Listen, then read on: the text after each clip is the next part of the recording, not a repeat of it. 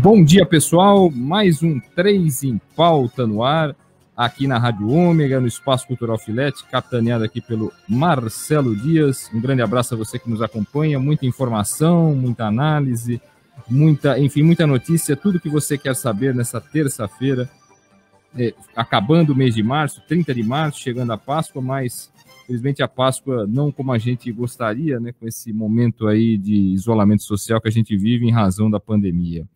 E antes de apresentar os nossos companheiros de bancada, né, hoje remotamente, eu aqui no estúdio, eu apresento o nosso convidado, nosso entrevistado, Rubens Moscatelli, presidente do Sindicato dos Condomínios Prediais do Litoral Paulista. É isso mesmo? Acertei? Um grande abraço, Rubens. Muito obrigado.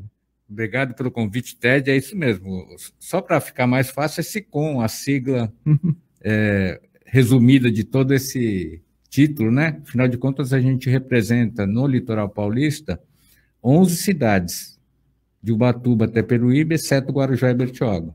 Ah, perfeito. Eu ia falar só a sigla, mas aí é bom explicar para o nosso ouvinte, que não conhece, ou conhece só a sigla e de repente não lembra naquele momento, o que é o SICOM, né? Enfim, a gente sempre é importante explicar. E agora eu queria chamar os nossos convidados, os nossos comentaristas, nossos participantes, integrantes do programa 3 em Pauta, remotamente, Anderson Firmino e Cris Carvalho. Olha, Cris Carvalho remota aí, gente. Vamos começar pelo Anderson. Tudo bem, Anderson? Bom dia. Bom dia, Ted. Bom dia, Cris. Bom dia ao Rubens, a todo mundo que acompanha mais um 3 em Pauta. Prazer estar aqui mais uma vez. Obrigado por você que a gente entrar em sua casa. Mais uma manhã aí de notícias, de análise. Anderson, bom dia. Muitas perguntas, enfim, vamos em frente. É isso aí, bom pessoal. Dia, Ted. Oi, bom dia, Cris. Bom dia. Tudo bem? Tá dando um delay para mim aqui, por isso que eu acabei entrando sem você me chamar, tá? Não, tudo bem, sem problema. Tranquilo.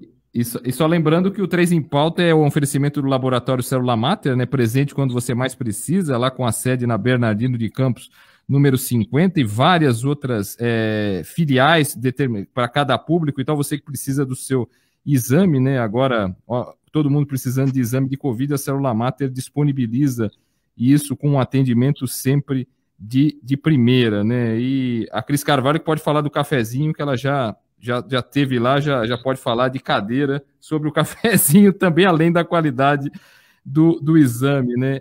E antes da gente começar a conversar com o Moscatelli, a gente vai para o giro de notícias, né?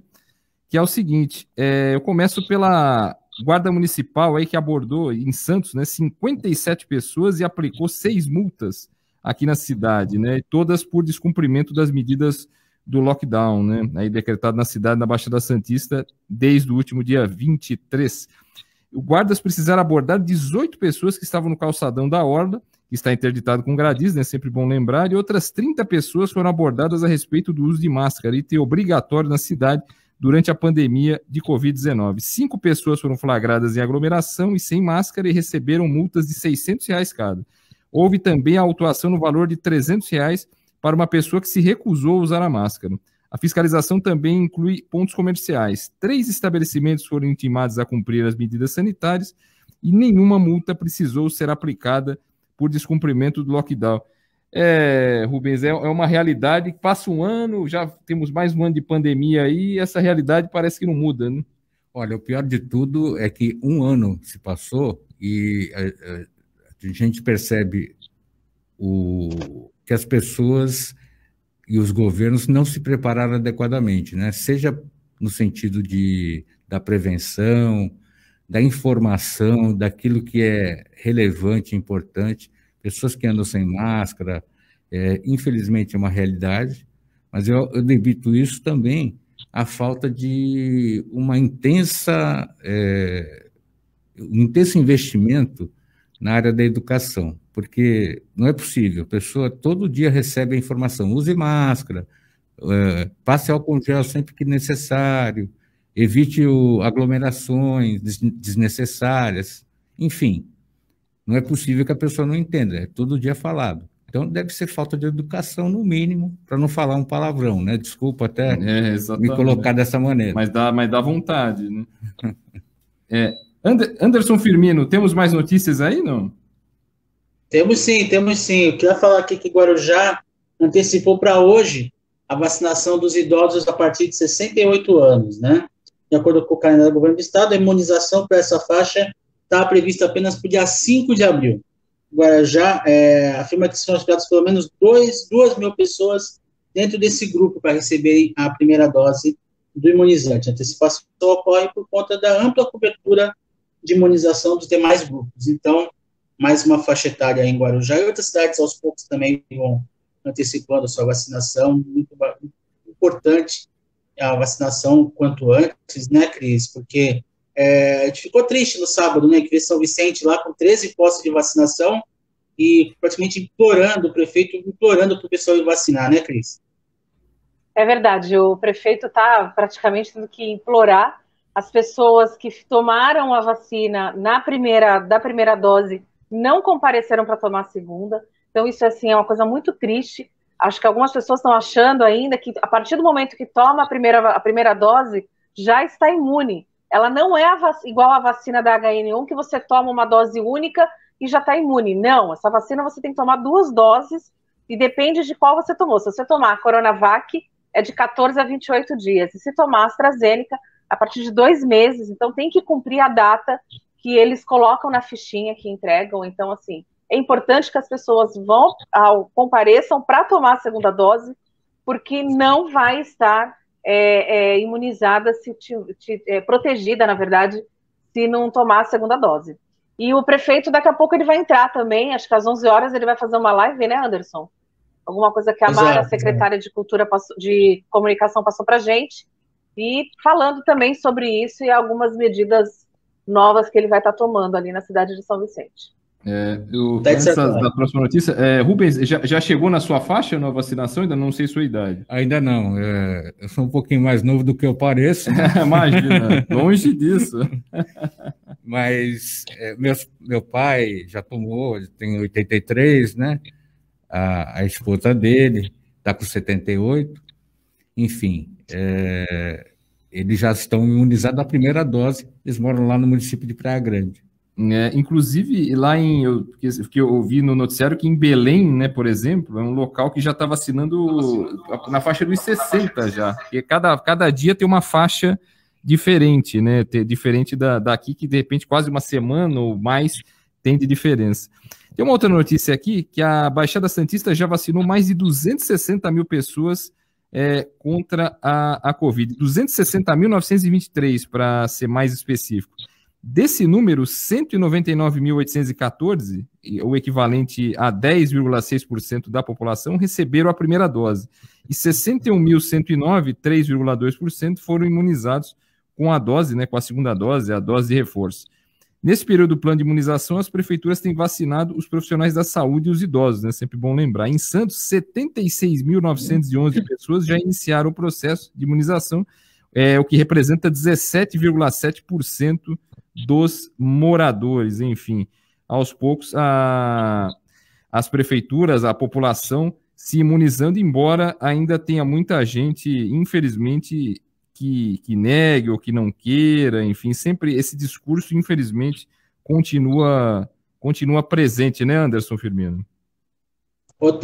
Não, é verdade, esse discurso acaba ainda presente. Eu queria falar uma notícia nacional que repercutiu bastante ontem, chamou bastante atenção, e foi a reforma ministerial anunciada pelo presidente Jair Bolsonaro, né, com a troca de nada menos que 6 ministros. 6 ministros foram substituídos. Aqui da Casa Civil, quem entra é o Luiz Eduardo Ramos, no lugar do Braga Neto.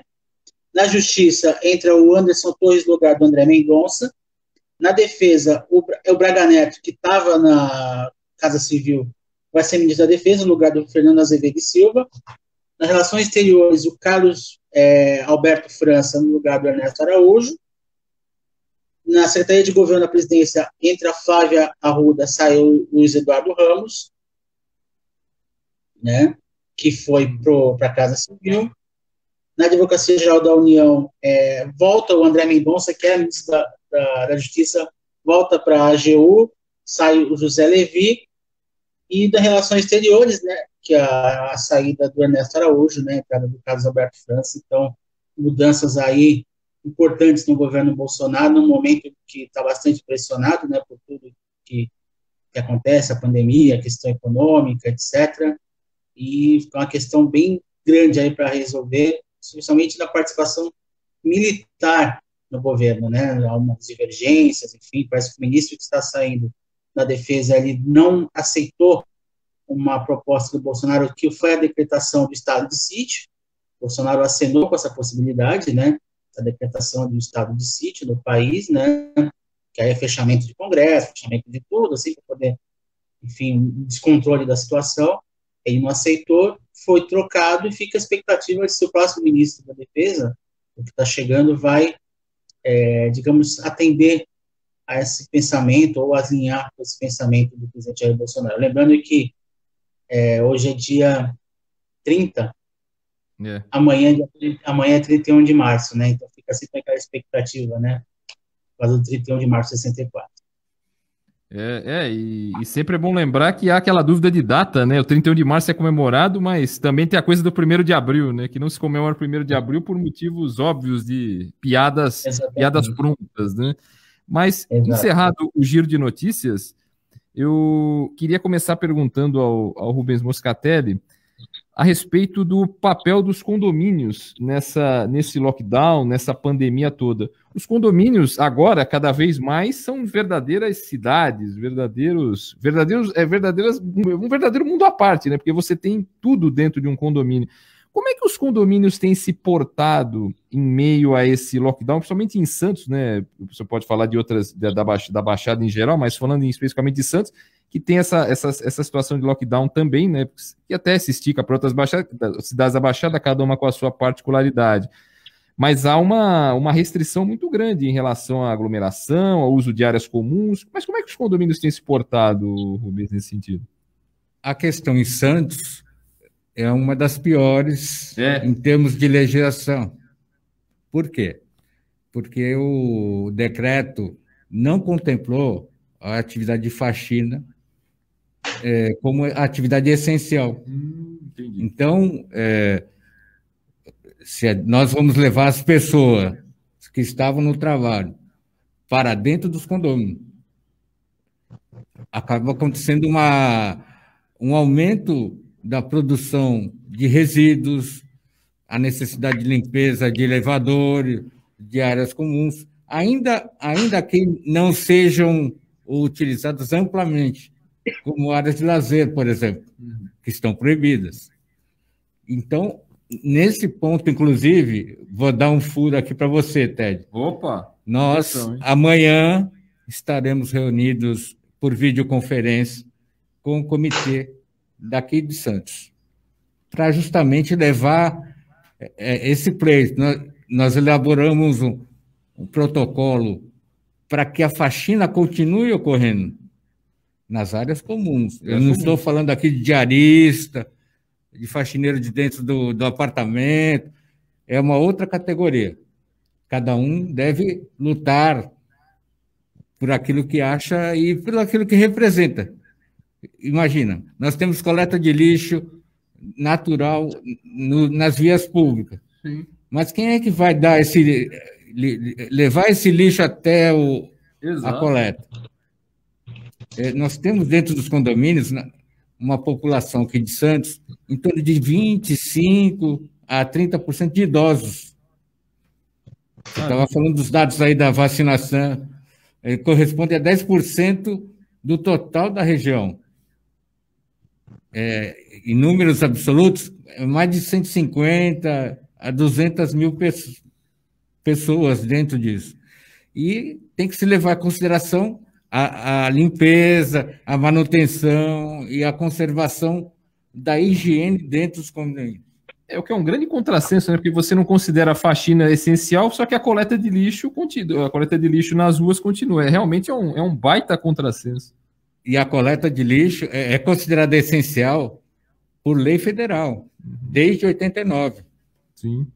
Quer dizer, naqueles movimentos de greve que podem ocorrer, está previsto lá na lei de greve.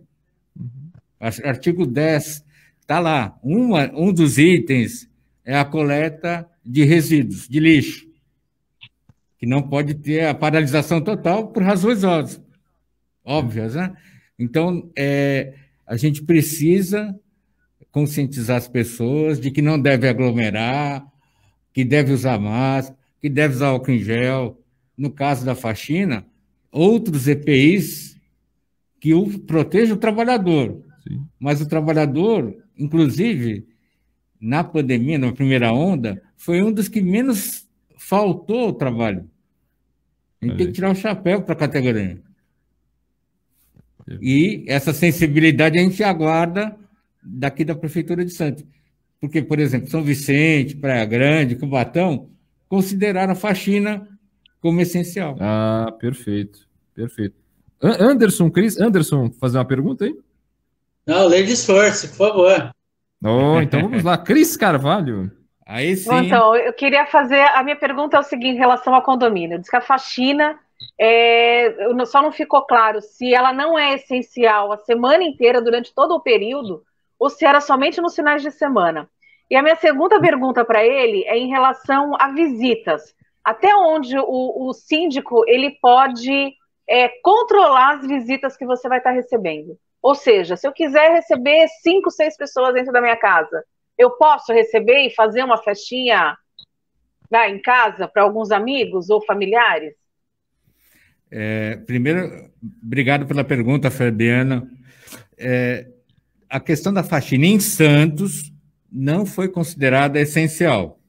Então, desde aquela faxineira diarista que vai dentro do seu apartamento, até aquele trabalhador da limpeza nas áreas comuns do condomínio, qualquer dia da semana não é considerado essencial. Tá? Então, essa é uma coisa que nós achamos que deve ser melhor colocado no decreto, fazer um protocolo, como nós apresentamos, enfim. E com relação à segunda pergunta, o síndico ele tem o poder de manter e cumprir as regras da convenção, né, lógico, mas ele tem o dever de velar pela segurança, pela saúde dos condôminos. Então, em princípio, ele pode restringir, mas ele não pode proibir. Se as pessoas quiserem ir visitar.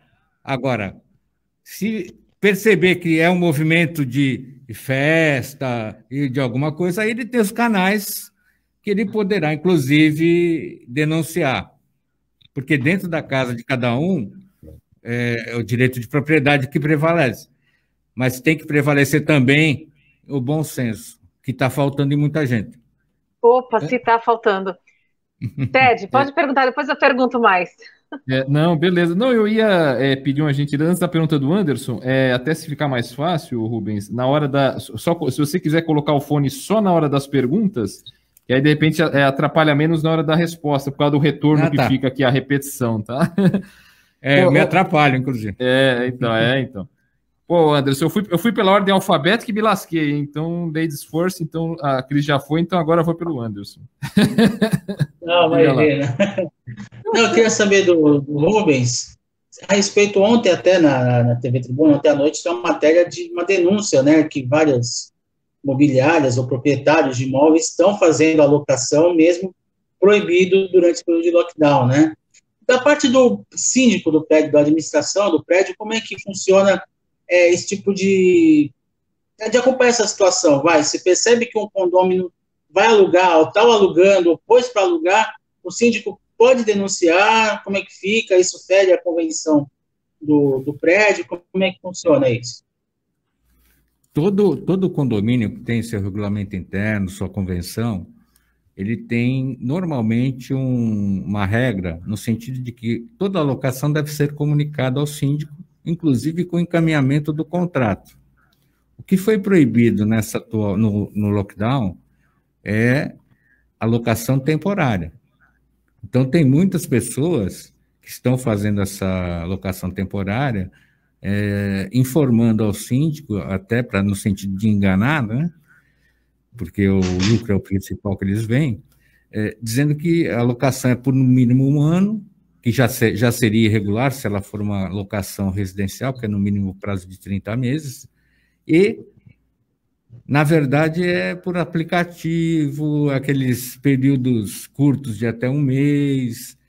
O que o síndico tem que fazer? Ele tem que comunicar. Primeiro, ele tem que fazer o antecedente, né? Comunicar a todos os condôminos que não será admitida a locação temporária, por conta da lei. Segunda coisa, chegou lá, vamos identificar, vamos ver o que está acontecendo, comunica o locador, o proprietário do imóvel, e, se a insistência ocorrer, comunicar às autoridades, logicamente obtendo provas, né, cópia do contrato, os contatos que foram feitos antecipadamente, no sentido de comunicar às pessoas, e aí adotar as providências que a própria convenção e o regulamento interno colocam à disposição.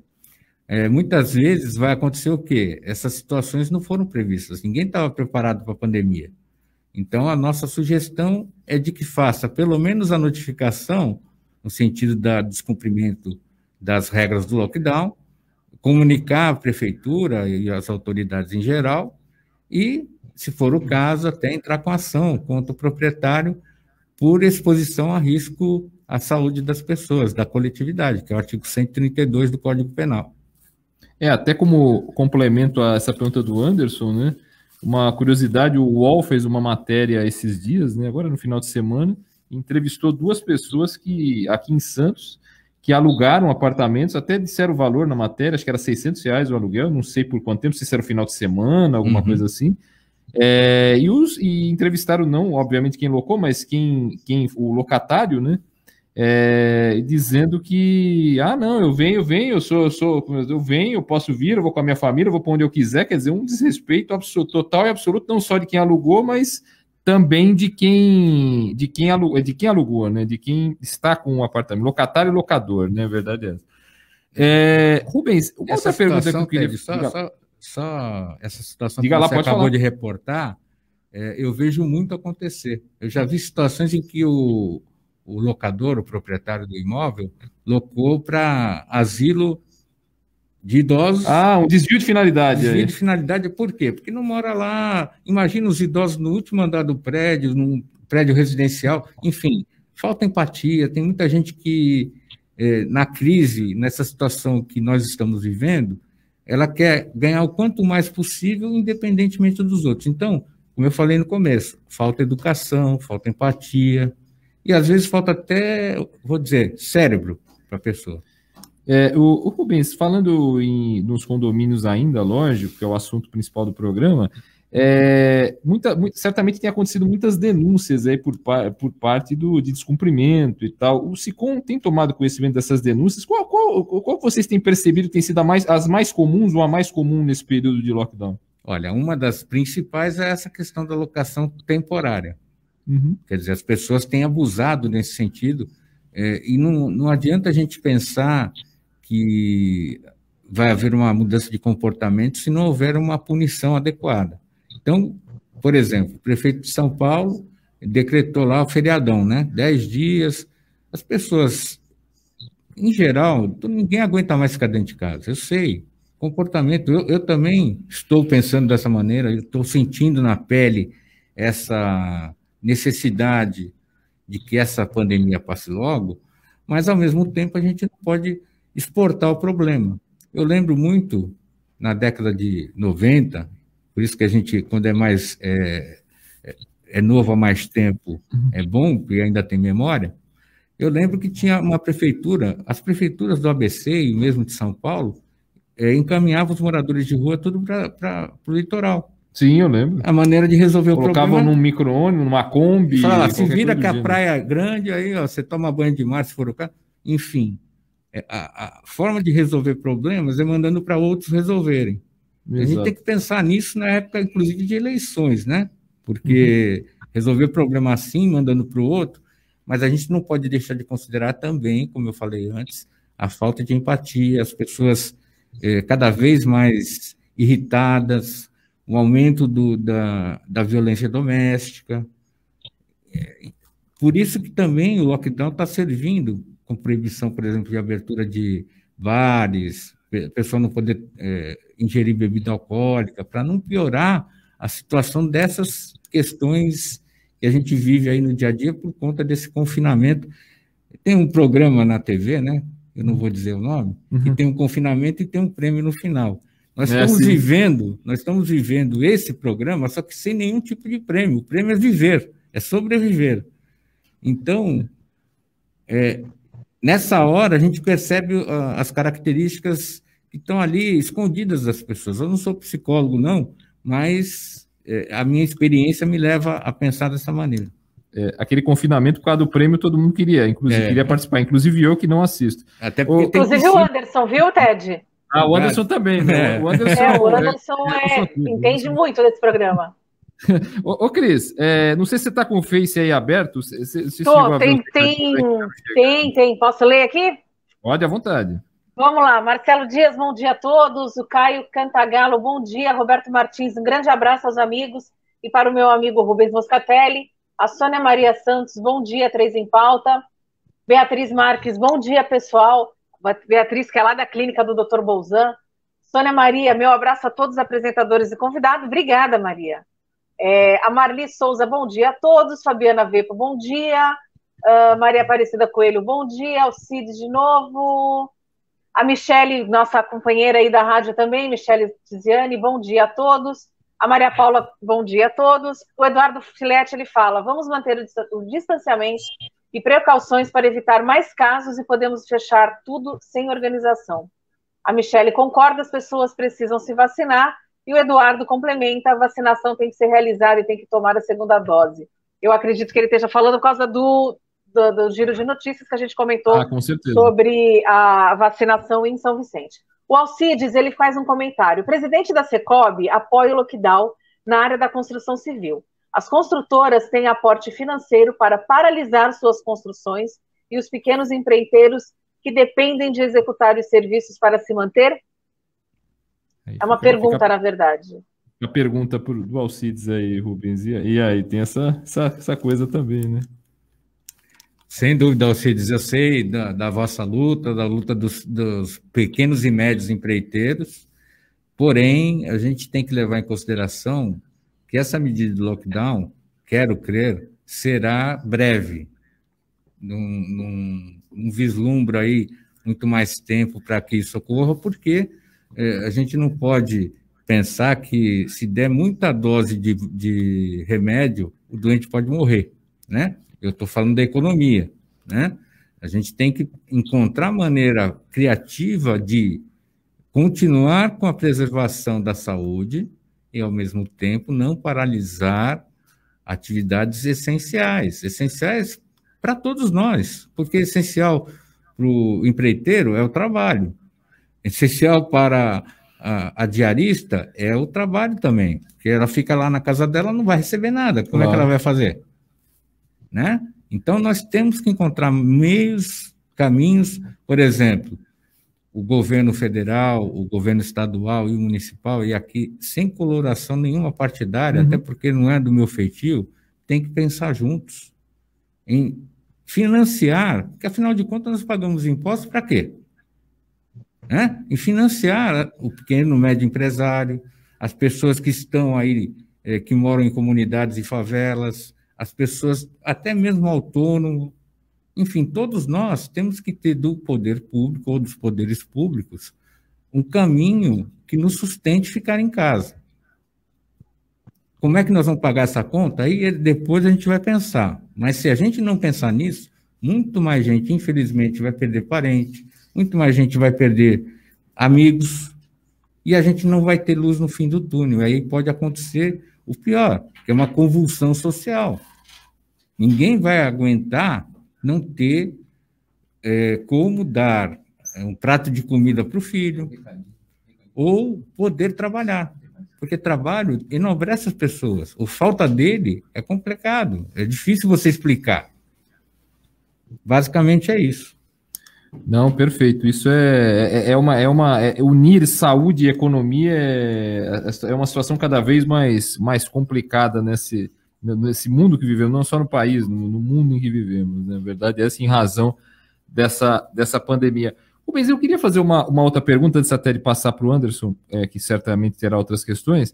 Eu queria te perguntar o seguinte, a respeito ainda, obviamente, dos condomínios, eu fico vendo muitos, até eu tiro pelo meu prédio, que também não tem um playground, mas ele não tem, atualmente não tem brinquedos, né? Como outros prédios tem piscina, tem áreas comuns. Do desespero dos moradores que têm filhos, né? Que não conseguem, de repente, não pode deixar o menino brincar lá, porque a aglomeração, eu até falei, gente, se bota lá 3 crianças, 4 crianças jogando bola, é capaz de alguém do outro prédio dizer, opa, estão jogando bola, é aglomeração, opa, ó, vou denunciar, porque a denúncia pode ser anônima, imagino, né? É complicado administrar isso, acho que até para o próprio síndico, não só para quem está em casa, né, para a família, mas para quem está em casa, para o próprio síndico, é complicado também, né? Não esquecendo que antes da decretação do lockdown, teve um vídeo que foi vazado, que supostamente seria do próprio condomínio onde o prefeito Rogério Santos reside, ele depois confirmou que era, as pessoas na piscina e tudo mais. O que eu quero dizer com isso? Não estou aqui criticando o prefeito de maneira nenhuma. Não, sim, entendi. Mas pode até acontecer no prédio que ele mora. Então, a gente entende esse desespero, e eu tenho uma filha de 10 anos, 11 anos. A sorte é que ela faz lá o ensino remoto, ela tem uma criatividade no sentido de direcionar toda aquela ansiedade que ela tem, porque ela faz bonecos de feltro, ela própria faz, né? Então, ela joga toda a ansiedade dela naquilo. Agora, não é praticamente uma artesã. Ela é uma artesã mirim. Mas a gente não pode pegar o exemplo da Gabriela, que é minha filha, e explorar para todo mundo, porque tem outras situações. Eu vi, antes de vir para cá, um jornal matutino, algumas ideias de fazer com que as crianças e os adultos interajam no sentido de atividades físicas dentro das próprias unidades. Eu sei, já faz um ano que isso acontece, as pessoas estão desgastadas, estão sem paciência, mas a gente tem que respirar mais um pouquinho, não descontar nas crianças. As crianças são as menos culpadas, se é que tem algum culpado, né? Ou responsável, mas, de qualquer maneira, tem que ter resiliência, tem que ter criatividade. Procura, as redes sociais tem um monte de situações que levam a isso, né? O próprio SESC, no outro momento da pandemia, tinha lá uma porção de atividades físicas que eram, inclusive, franqueadas gratuitamente, lá as aulas. É por aí que tem que ser. Tem que ter criatividade, tem que ter resiliência e tem que ter paciência. E muita calma. Anderson Firmino. Bom, queria saber do Rubens a respeito da questão da taxa de condomínio, né? Que há que se supor que, por conta da queda do poder aquisitivo, a taxa de inadimplência deva ter aumentado também. Queria saber se tem números a respeito disso e como é que fica no caso, realmente o cara está devendo, condomínio e tal, tem as normativas por causa do Código de Processo Civil, etc.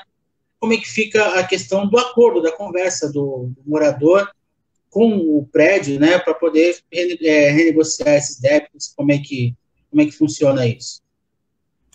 A gestão da inadimplência é um dos assuntos mais importantes para o síndico, né? Porque ele tem que manter o caixa equilibrado, ele tem que ter contato com todos os condôminos, moradores, proprietários, e saber o perfil de cada um.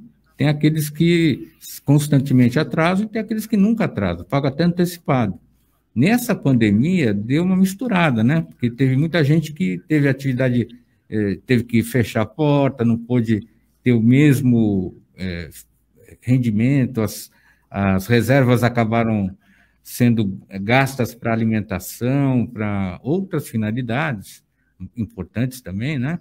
E o condomínio acabou tendo um aumento considerável entre 15% a 20% na inadimplência existente. Então, passamos aí de 10% a 15% para 25%, né? Na média. Isso preocupa, porque o condomínio faz um planejamento financeiro, ele tem as verbas a receber, diferentemente de alguns governos, né? Que é tudo ficção, né? Talvez entre, talvez não. Não, o condomínio tem que estar ajustadinho, porque o condomínio não almeja lucro. ele não tem resultado financeiro, ele tem o quê? A necessidade da arrecadação para conservação e manutenção do patrimônio. Então, aí você inclui os trabalhadores, a questão das manutenções obrigatórias, necessárias, o próprio material de limpeza que é comprado, enfim, tem uma gama de coisas que são imprescindíveis.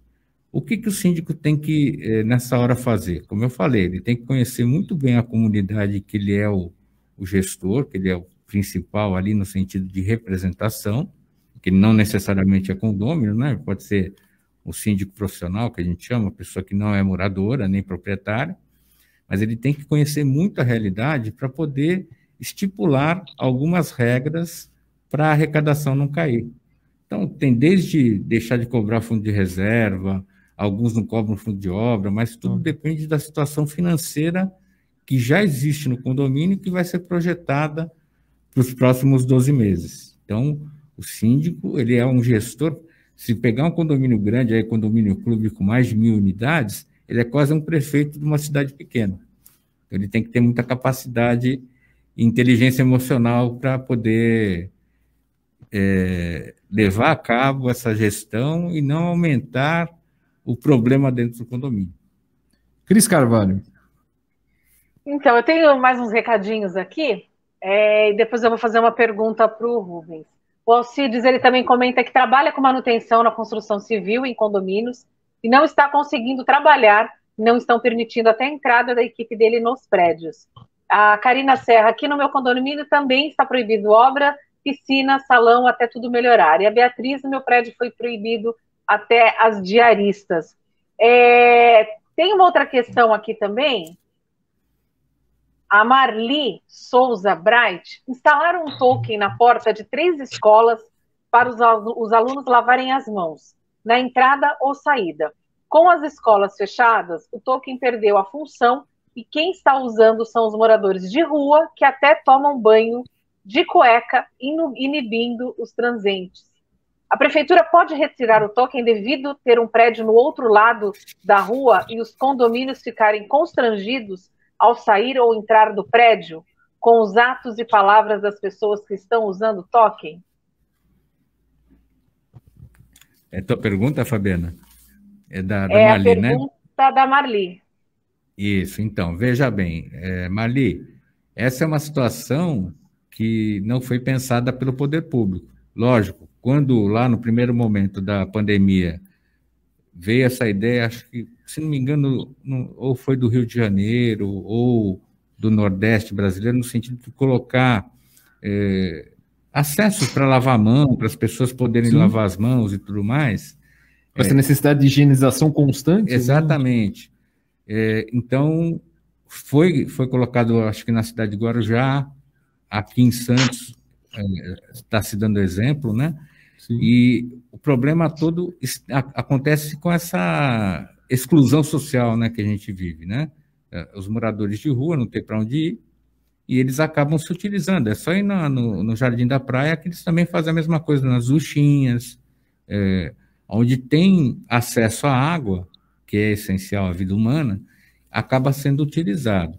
No caso específico aí que você menciona, uma solução seria fechar o abastecimento de água.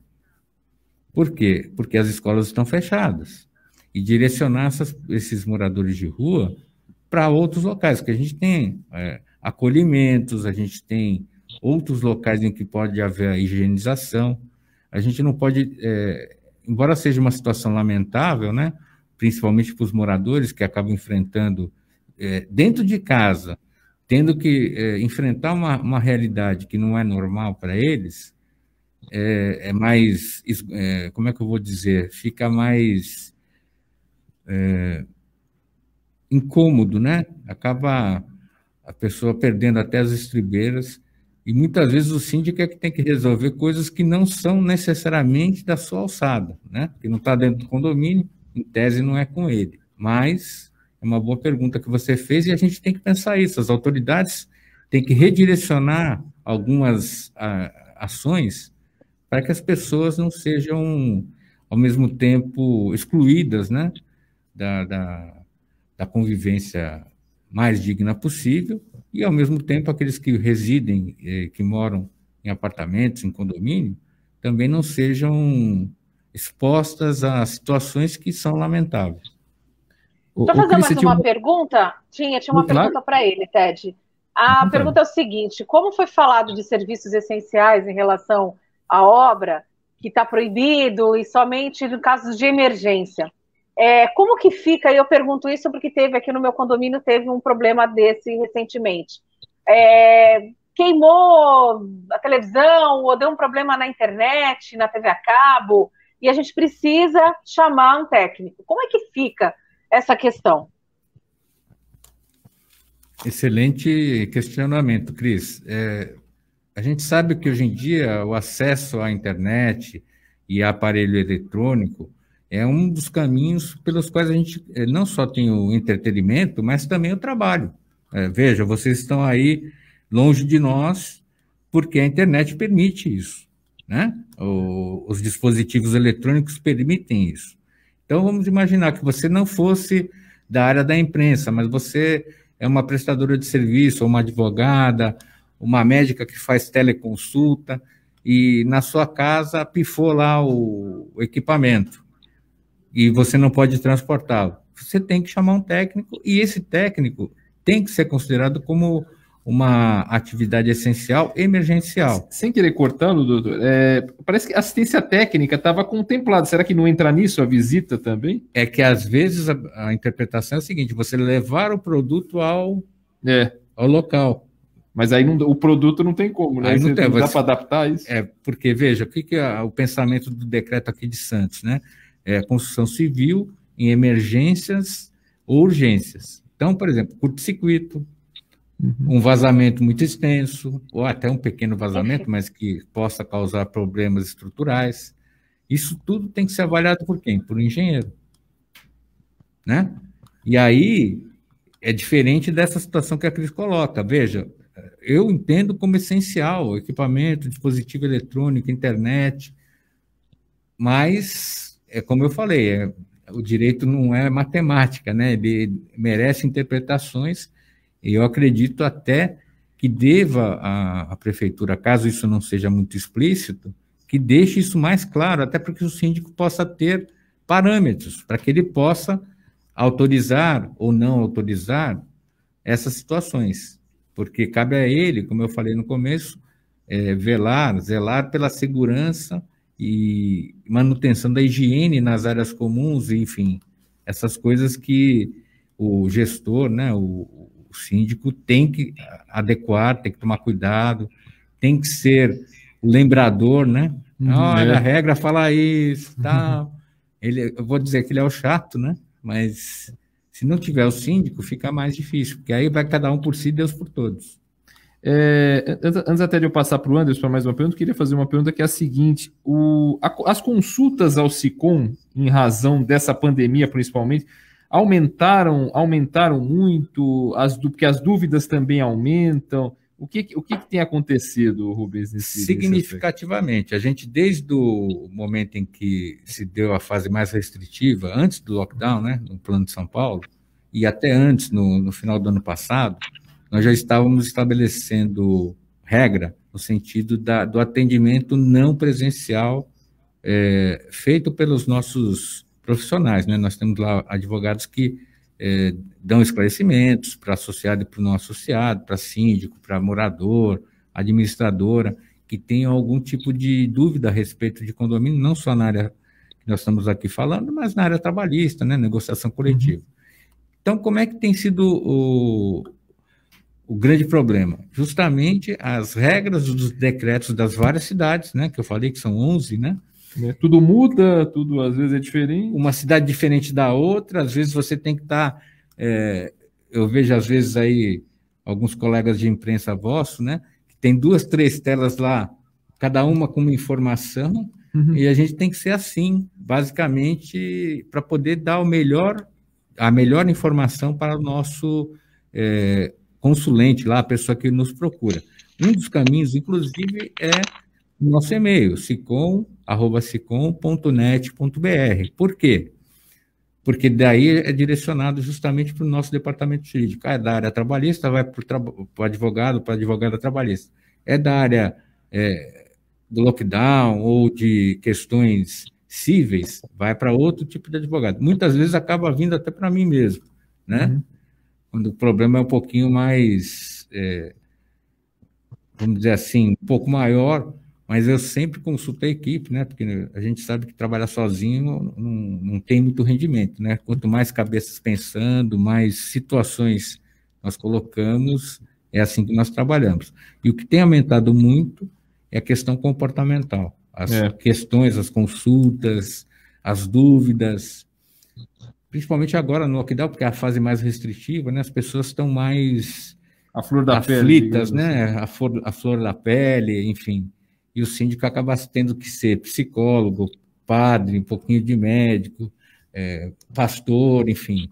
Até advogado mesmo não sendo, engenheiro, e tem que incorporar várias profissões ao mesmo tempo. E como diria Anderson Firmino, como diria, tudo pelo mesmo salário, né? Que às vezes é só o condomínio, né? Anderson Firmino. Exatamente, né? Tudo pelo mesmo salário, ou nem isso, né? Porque às vezes o síndico não tem nenhum tipo de benefício em função da função que exerce. Queria perguntar para o Rubens a questão da assembleia condominal, né? Porque até por conta de aglomeração, etc., uma assembleia com 50, 100 moradores, dependendo do tamanho do prédio, é inviável. Queria saber se a assembleia por videoconferência, ela é válida, até em termos jurídicos, né? Porque, de repente, o cara que participaria de uma assembleia presencial não pode participar da virtual, porque não tem computador, porque não sabe mexer, enfim. Então, como é que fica essa questão das assembleias de condomínio? Eu vou, Anderson, te dar até a própria experiência do sindicato. Desculpa, estou tirando a máscara aqui. Lá no sindicato, nós tivemos a negociação coletiva de 2020, feita por assembleia virtual, mas só em 2021, por conta da falta de possibilidade de aglomeração. Nós temos agora, nesse ano, inclusive, situações concretas ocorrendo com alguns bancos, que venceu o mandato do síndico. No ano passado, nós tivemos uma lei que ela prorrogou os mandatos até 30 de outubro de 2020, independentemente se o mandato tivesse vencido em março ou em outro mês, mas prorrogou os mandatos e isso, vamos dizer assim, normalizou a situação para muitos condomínios, e muitos condomínios foram para a via da assembleia não presencial, da assembleia virtual, dentro dos parâmetros, dentro daquilo que a própria lei fala. O cartório de registro inclusive nos informa que é possível, desde que não obrigatória a realização da assembleia no condomínio presencialmente, né? Quer dizer, tem que ver a convenção do prédio para poder dar legalidade a essa iniciativa.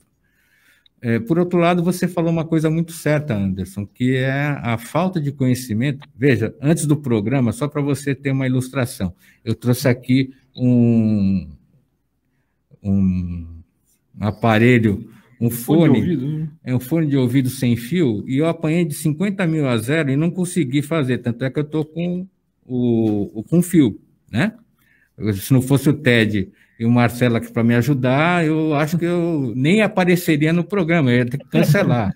Enfim, e eu me considero uma pessoa que não sou totalmente alheia à tecnologia, até porque, como advogado, a gente tem que estar mexendo, tem que estar fazendo as coisas, e o treinamento é obrigatório, né? Senão você está fora do mundo. Agora, imagina as pessoas que não têm tecnologia, as pessoas que a internet não dá nem para chamar de internet, né? Que é 1G, né? Quando tem, se não é discada ainda, não é BBS, meio G, às vezes, né? BBS ainda, né? Que é aquela, sim, né? Enfim, e é o Brasil. Nós temos essa gente que tem 5G, até 6G, 10G, se for o caso, e a pessoa que não tem nada. E o condomínio não é diferente. O condomínio é um retrato da nossa sociedade. Então, a assembleia virtual, a assembleia telepresencial, é excelente. Por quê? Naquele condomínio que está tudo ajustado, ou mais ou menos ajustado, você consegue ter, inclusive, mais gente participando da assembleia. Assembleias ordinárias, Anderson, o que acontece é que, no máximo, 10% do condomínio comparece. Na assembleia não presencial, nessa que é virtual, você chega, às vezes, até 80%.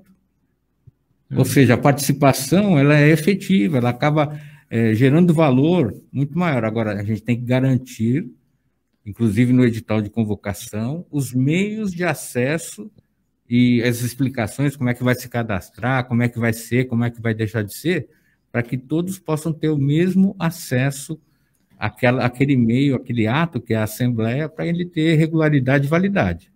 E, principal, a convenção não pode proibir. Antes até de passar para a Cris, a gente já está caminhando para a fase final do programa, embora, no caso de Assembleia Condominial, online, né? Isso. Os trâmites, os ritos de ata, bonitinho, tem que ser feito, não é porque só grava lá a reunião que não tem que fazer ata, tem que fazer ata do mesmo jeito. Essa ata tem que ser realizada, né? Documentada, e a gravação, inclusive a própria ata, são encaminhadas para o cartório de títulos e documentos, que vai analisar todos esses aspectos formais, desde o edital, como é que você convocou as pessoas, até a forma de realização. Se tiver tudo dentro da conformidade, ele não vai entrar no mérito e dizer assim, eu escolhi o TED como síndico, e eu não quero que o TED não vai assim. Eles vão fazer, não vai fazer uma comparação, tipo, o que foi falado aqui, se está na ata... Não entra no mérito, é a formalidade. Se aquilo foi... É o rito. É o rito, né? Aquilo que foi... O edital, se foi bem feito, se cumpriu todas as regras da lei e da própria convenção, se for o caso, e a ata, se ela preenche esses requisitos aí externos, ela não entra no mérito da decisão da Assembleia, até porque ela é soberana desde que feita dentro da lei. Perfeito. Cris Carvalho. Então, eu queria perguntar o seguinte para o Rubens. Eu sei de alguns condomínios aqui em Santos que eles não deixam, desde que começou a pandemia, é um condomínio grande, com várias torres, e você não pode subir o elevador com outra pessoa que não seja da mesma família. Eu queria saber com ele se isso é permitido, e se você está num condomínio, você se depara com um morador que não quer subir o elevador, você vai entrar e ele pede para que você não entre, mesmo estando de máscara. Isso pode ser feito, ou como agir numa recusa dessa? Cris, bela pergunta também. Na verdade, cada condomínio estabeleceu um protocolo para isso. No prédio onde eu resido, é um prédio pequeno, 30 unidades, tem lá as recomendações, não obrigações. Evite pessoas que não sejam do seu convívio familiar. Eu, por exemplo, tenho a postura de todas as entregas que são para a minha unidade, eu não deixo o entregador subir, eu vou até o local, mas tem pessoas, por exemplo, que têm dificuldade de locomoção em que isso é admitido. Então, a gente não pode generalizar. Se nesses condomínios que você relata, eles estabeleceram essas regras, de alguma forma, não da cabeça do síndico, mas fizeram uma enquete lá, ou uma reunião, uma assembleia, ainda que seja virtual, e estabeleceram esses limites, em princípio, eles têm que ser cumpridos. Agora, se for da cabeça do síndico, por melhor que fosse, ou melhor que seja essa disposição, é possível, sim, de que você possa entrar até num confronto. Imagina o seguinte, você quer entrar, como você mencionou, né, no elevador, e tem lá um morador sozinho, um elevador com boas dimensões, que caibam pelo menos 4 pessoas com 1,5 m de distância, cada um, ele se recusa a deixar você entrar. Dá até para chamar a polícia. Mas será que isso é desinteligência? Né? Será que isso... A gente precisa chegar a esse ponto? A gente tem que usar o que tem entre as orelhas, né? E outra, né? O síndico, pensando... Só para finalizar, Ted, o síndico pode multar aquele morador que não está de máscara? Aí é que está. A regra da máscara, ela é uma regra municipal e até estadual. E se aplica aonde? Nas áreas públicas. Se o condomínio estabelecer uma regra semelhante no regulamento interno e colocar uma regra lá, é proibido andar sem máscara nas áreas comuns, tal, em princípio ele pode sim. Se ele não multar, ele tem outro caminho. Ele notifica, olha, você está expondo a risco aqui, a comunidade está andando sem máscara, eu não vou te multar, mas eu vou te comunicar que eu vou chamar a polícia. Porque isso aí pode ser o artigo 132 do Código Penal, que é expor a risco a saúde de outro. E vai dar trabalho, né? Só que tem que ir à delegacia, fazer BO e tudo mais, e o síndico tem que estar preparado para explicar todo esse procedimento, para não chegar a isso. Porque eu acho que o bom senso sempre deve imperar. Porque a gente tem pessoas que são valentões, né? Tem gente que quer dar carteirada, tem gente que acha que é melhor que o outro, mas o síndico ele tem que manter sempre o quê? A serenidade e, ao mesmo tempo, impor as regras que ali naquele condomínio vão determinar. Então, em vez de dar multa, ele pode até chamar a polícia. Na ausência do síndico, pode ser alguém da portaria ou o zelador? Sim, porque, na verdade, ele está expondo outros, inclusive o próprio funcionário, o morador, o inquilino, qualquer um pode chamar a autoridade policial explicando o que está acontecendo. A gente está chegando aí na fase final do programa, né? Estamos quase encerrando, e só um complemento até para o senhor comentar a respeito dessa situação do elevador que a Cris comentou. Ainda bem que os prédios hoje em dia, não todos, mas a grande maioria, possui sistema de câmeras, porque se não tem o sistema de câmeras numa hora dessa, ia ficar a palavra de um contra do outro, embora a câmera não capte som, ela capte só a imagem, mas ia ficar a palavra de um contra o outro, era capaz até de repente, não, ele não quer me deixar entrar porque ele não gosta de mim, porque ele, ou se ele é negro, preconceito e tal, e de repente ia se criar uma situação diferente da que aconteceu tentando distorcer também, a câmera ajuda nisso também, né? E a criatividade é grande, né, Ted? Nessa hora, inclusive até paixões clubísticas, né? O cara, eu não quero deixar entrar porque eu torço para tal time, e ele é do outro, não vamos falar nenhum, né? Vai se inventar uma série de subterfúgios, né? É porque eu sou idoso, porque meu filho riscou o carro, enfim, dá para inventar N histórias. Então a gente tem sempre, e agradecer que tem a tecnologia, no caso aí a filmagem ainda que sem som, né? Mas que também inibe muitas coisas acontecendo dentro do condomínio, nas áreas comuns, não só no elevador.